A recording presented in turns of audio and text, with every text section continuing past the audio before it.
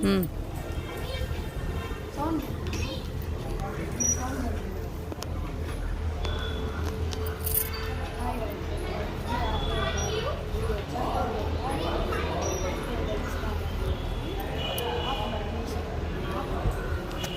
Guys, ఇట్లా మనం ఇట్లా వెళ్తా ఉంటే ఇది ఇంకా గుళ్ళు వస్తాయి. ఇదేమో గణపతి గారి, ఇది ఇంకొక గుడి, ఇటు సైడ్ ఒక గుడి. మీకు ముందు వెళ్ళాక ఇంకా చాలా గుళ్ళు ఉంటాయి.